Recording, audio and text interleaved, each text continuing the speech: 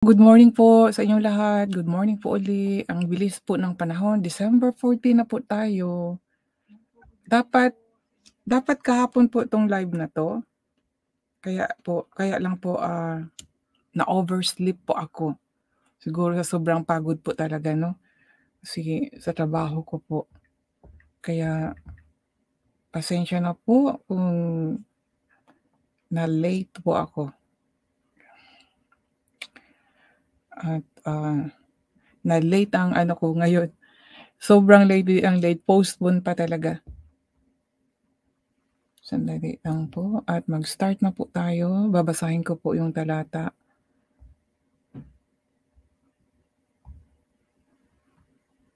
Shout out po muna uli sa aking unang viewers po kanina, si Michelle Jacinto po. Minsan po kasi meron po akong mga surprise po. Kagabi po nag-live po ako midnight. Mahaba po kasi yung shinare ko pong videos. At sabi ko kung sino yung unang comments. Meron na pong nakita ako na nag-react po doon, kababayan ko po. Pero sabi ko sana mag-comment siya kasi comments po yung ano. Kasi gusto ko po nandiyan ako yung bang, kahit sa comments lang yung meron akong kausap. Pero ayun wala, pero kaya sabi ko sige lang, ang importante nag-share ako. And then nag-ano po si Bossy, si Ma'am Bossy po. Ayun na natuwa po ako dahil nasa 1 hour, almost 1 hour na yun, nandiyan po siya nagpakita. Ayan, meron ka na pong jacket. Ma'am Manalo Lizabel, andiyan na po yung jacket mo po. Pero thankful po ako sa inyo. So, mamaya na po yung continue announcement na magbasa po muna ako dahil ito po yung pinaka-main topic po this morning. Pakainin po natin ang ating kaluluwa ng salita na mula po sa Diyos. Dahil needs po talaga. Naku, nung una nga akong nakakabasa ng Bible, nafi-feel ko talaga doon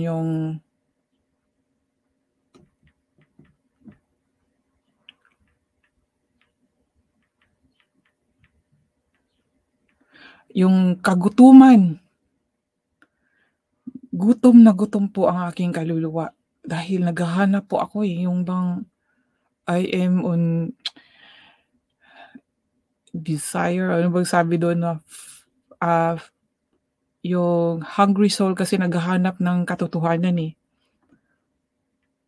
Na gustong-gusto ko talaga makabasa ng Bible, gusto kong matuto ng mga salita niya kaya sobrang gutom po yung kaluluwa ko.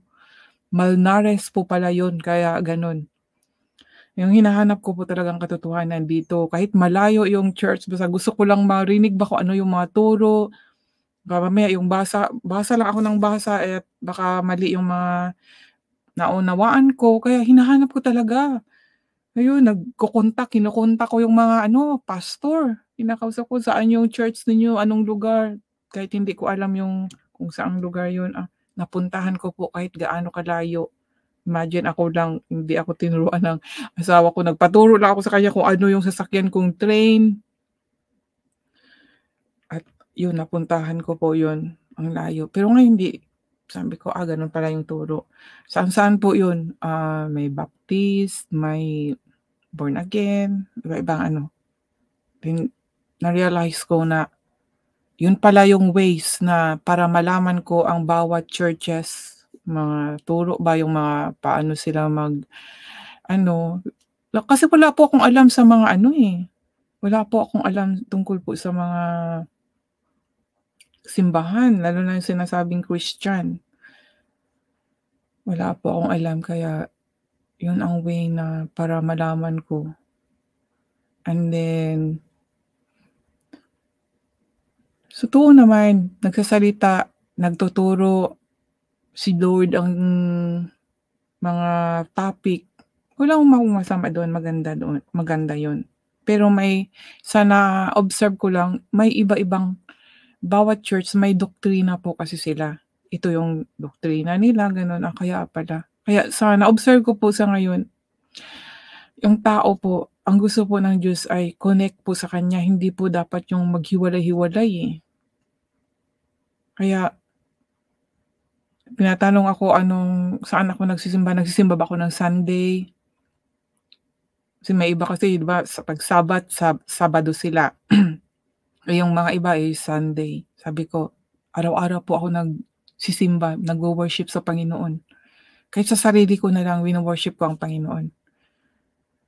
Kahit saan ako, pini-praise ko siya. Wala akong church. Kasi kung sasabihin nila na itong church na 'to ang tama, ngayon tatanungin ko kung lahat ba nasunod nila, eh, sige doon ako kasi gusto ko yung turo na yun, para masunod ko rin ang Panginoon. Pero paano yung sasabing tama pero paano naman ang relasyon? Ang totoo doon ang relasyon natin sa Panginoon, eh.